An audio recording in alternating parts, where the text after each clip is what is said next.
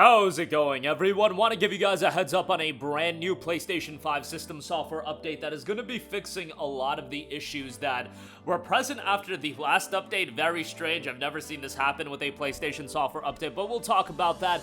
On top of that, Clair Obscur Expedition 33 is one of my most anticipated games, literally of 2025. I've had a lot of great things to say about this game, and I'm so happy of how this game was rolled out, how it was revealed, because it was a breath of fresh air in comparison to a lot of games these days, and we'll talk a little bit about it and its influence from a lot of iconic JRPGs.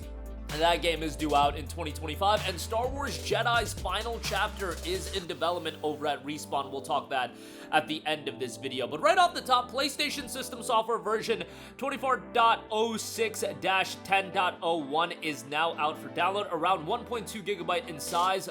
They just note that it's improved system software performance and stability. However, the Final Fantasy Twitter account did notice PlayStation 5 version of FF16 in response to the crashes and graphical bugs that were occurring on the PlayStation 5 version of Final Fantasy XVI. Sony Interactive Entertainment have released a new system update. Please try downloading and installing this update. So it looks like a lot of those issues have been remedied. It was with Final Fantasy XVI, I believe Star Wars Outlaws also had some issues, and a couple of other titles had issues, but they were really, really bad graphical issues that rendered a lot of games legitimately unplayable. So good that this was rolled out. I've never seen an instance like this in the past where a system software update legitimately completely broke a game.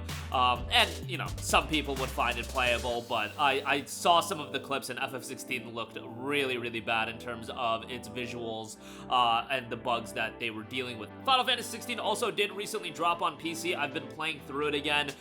Great game. I know people are incredibly divisive with it, but man, as far as a spectacle goes, Final Fantasy XVI is one of the coolest games. I get it that it's more of an action game than it is an RPG, but if you go into it just expecting an action game more so than an RPG, I think you'll rather enjoy it. There are a lot of cutscenes, and I guess that might be a little bit of a push-away factor to a lot of people, given that I want to say in the first couple of hours of gameplay, it's actually a relatively limited portion of time that you're actually playing it in the combat. But nevertheless, if you have yet to check out Final Fantasy XVI, I recommend it. Surprised that there's no complete edition release on PlayStation 5. They've done one on PC where it includes the game and all the DLC, the 2 DLC expansions, but they haven't done that on PS5 yet, which I find a little bit surprising. I would have expected, you know, something like a physical release, maybe all of the content on disc, something like that.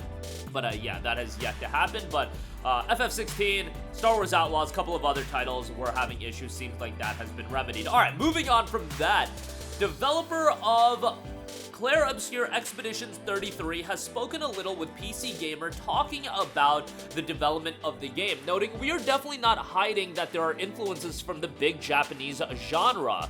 This was told to a PC Gamer in an interview, talking about camera movements and the menus. When we were trying to find our own direction, we thought, okay, we want something really unique and that stands out. What has not been explored? And he goes on to say, we looked at different eras of history, and we looked at Belle Epoque France, and we were like, I don't think it's really been explored that much. He also noted, actually, I wouldn't say that Persona is the biggest influence on what we do. I don't hide my love of Final Fantasy 8, 9, and 10, and it looks like he's pointing towards that as far as the inspiration points of Clair Obscur Expeditions 33. I was blown away, absolutely blown away by the rollout of this game for a myriad of reasons. First of all, how they presented this trailer, the sound selection, the visuals, and what they showcased in this trailer giving us a good idea of what the game is, the combat style, and what to expect out of the game, the settings, so on and so forth. Having an information rollout for the game, and on top of that, having a release window that isn't eons and eons away.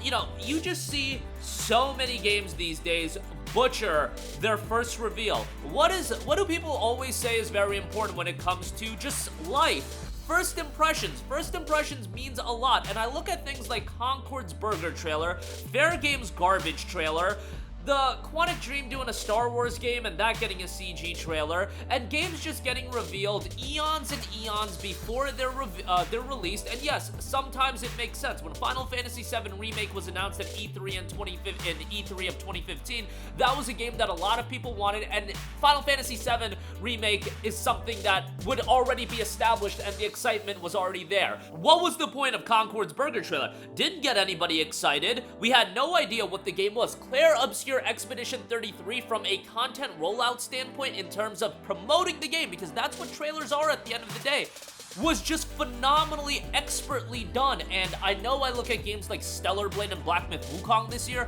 having great promotional vehicles attached to them. Clair Obscur Expedition 33 has been promoted magnificently because guess what? It's a brand new IP, a very interesting IP, but brand new, coming from a studio nobody knows anything about in Sandfall Interactive, being published by Kepler.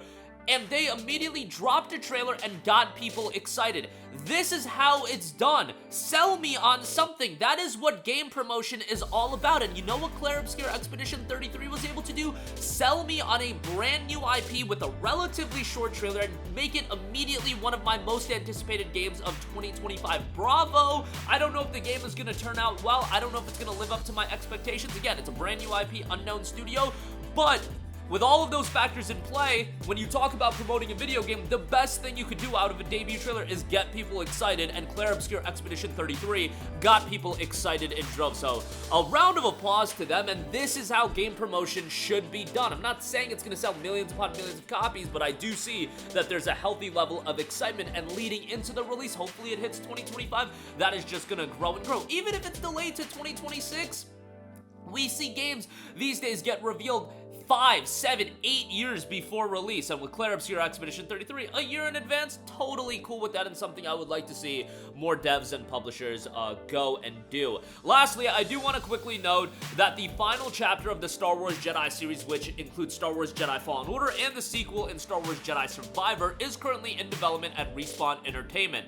At the Electronic Arts Investor Day 2024 presentation, it was noted over 40 million Star Wars fans have connected with Cal Kestis in his arc of becoming a powerful Jedi. Respawn is working hard to bring the final chapter of this thrilling story to players. Guys, I'm not gonna lie, kind of depressing to know that Cal's story is going to be wrapping up. As somebody that had no affinity towards Star Wars prior to Jedi Fallen Order, and you're talking about somebody that literally prior to Fallen Order had watched one Star Wars movie, played a couple of the games, but only watched one movie, and that was Rogue One, and I feel like I couldn't even enjoy that movie as much as a lot of other people, given I didn't have any prior knowledge of Star Wars, but Jedi Fallen Order, Jedi Survivor, absolutely adored those games, and I feel like Cal was just such a wonderfully developed character, especially at the end of Jedi Survivor. You can kind of see where his narrative arc is going, but I'm excited to see it play out, but at the same time, kind of upsetting to know that that character arc is gonna come to a climactic end, and I think we already know what the final battle is gonna be. At least I am assuming something, and I don't know, like, hopefully Cal has a fitting end and it is gonna be exciting, but man, Jedi Fallen Order was great. Jedi Survivor, performance issues aside, it was legitimately one of my favorite games of 2023. It just had a litany of performance issues, which was very, very unfortunate, but I would imagine that Chapter 3 of this franchise, hopefully they'll learn from Chapter 2 in Jedi Survivor. Also interesting, Jedi Survivor as a sequel in the modern day game development world came out very quickly after Jedi Fallen Order. Fallen Order came out, I believe, in October or November of 2019. Jedi Survivor came out in the spring of 2023. That's 3.5 years. Generally, when you're looking at sequels these days, it's 4.5 to 5 years, so they did have a fairly quick turnaround with Jedi Survivor. I don't know if the third Jedi game is going to have a lengthier development cycle, but to iron out some of the issues, maybe that would be wise to go ahead and do that. But yeah, but excited for that, and maybe we'll see a reveal. I wouldn't say in 2025, 2026 for a 2027 release. That makes the most amount of sense to me. But that is going to do it for me. Again, big PS5 software update fixing a lot of games, so go check that out and make sure that's installed, especially if you're playing any of those aforementioned games. Clair, Obscur, Expedition 33, one of my more anticipated games of 2025. Loved how they rolled out this game and showcased it at the Xbox presentation. Excited for that. And Star Wars Jedi will be getting its third and final chapter in whatever the game is called. Hopefully, that'll be revealed at some point soon, but I wouldn't expect it, honestly, until 2026 for a 2027 release. That's going to do it for me. Sound off with all of your thoughts in the comments section down below. Thank you for watching, and goodbye. Hey guys, we hope you enjoyed the video, and if you did, make sure to hit the subscribe button, and if you're already subscribed, do us a favor and hit the bell icon. This way you'll be notified whenever we post a new video. That's the best way to keep up with all of our uploads, and we usually try to upload 2 videos a day. And with the bell icon hit, you'll be notified whenever we do upload a video. As always, thanks for watching.